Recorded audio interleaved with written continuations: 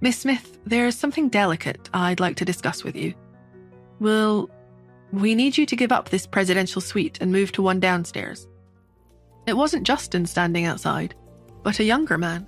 His eyes were similar to Justin's but brighter, and he looked harmless. In fact, he looked exactly like she would expect a well-brought-up boy from a rich family to look. Nora raised her eyebrows. Why? He held out a check. I'm afraid I can't disclose the reason behind this decision, but let me assure you it has not been taken lightly. As you are no doubt aware, this hotel belongs to the Hunts. According to our regulations, if we cancel a booking without reason, we'll pay double for breaching the contract. The check's for $5,000. Nora stared at the check wordlessly. Do I look like I'm strapped for cash or something? Why is everyone trying to buy me off?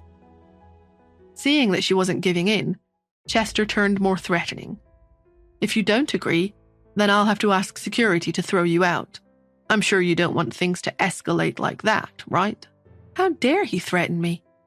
The look in Nora's eyes turned cold. Chester cracked and finally revealed the reason why she needed to leave the room. Miss Smith, you've been trying to seduce my older brother, Justin. I'm cutting you some slack because it isn't easy raising a child on your own.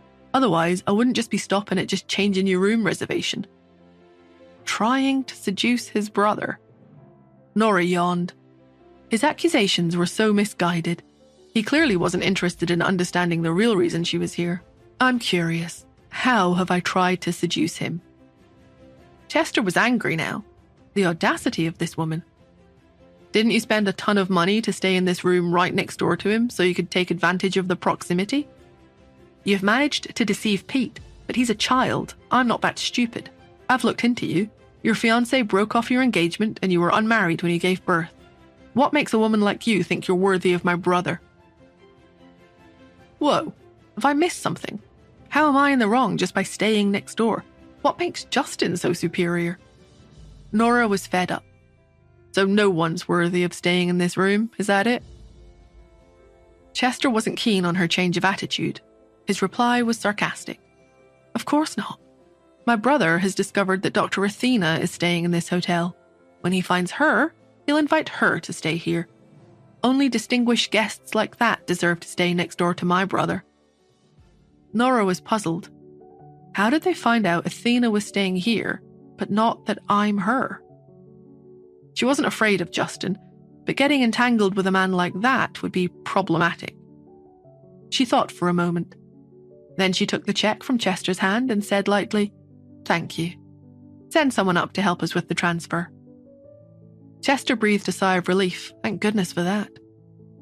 The new suite downstairs wasn't as good as the two top-class ones up here, but it was plenty big enough for 3 people. Most importantly, the new keycard wouldn't allow access to the top floor, meaning she wouldn't have any chance of running into Pete anymore, let alone Justin. Why did she thank me, though? Chester was perplexed as he returned to his own room, but he decided to think no more of it. He reported to Justin, saying, "You don't have to thank me, Justin.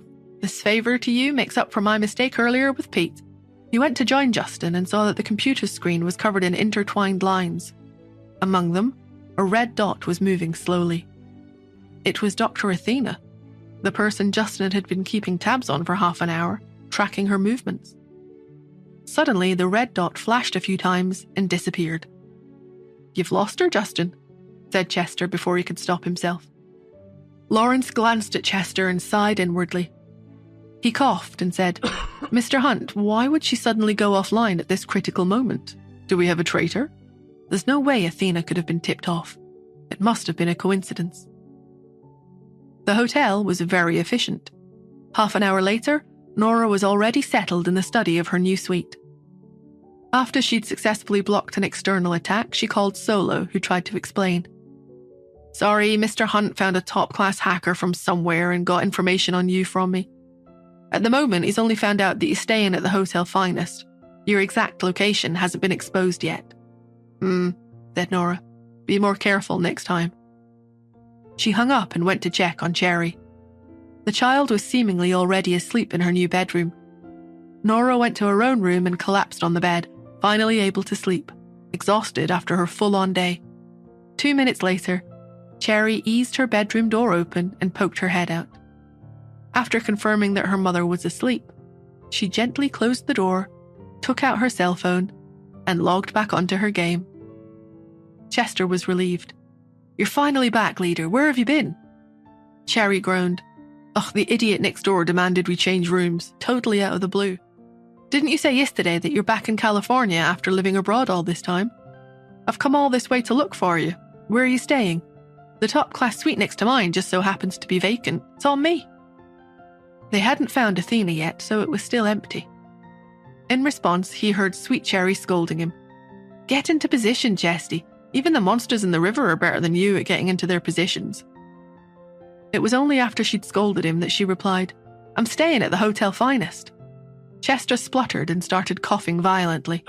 Once he'd recovered his breath, he said, "I'm in Hotel Finest too."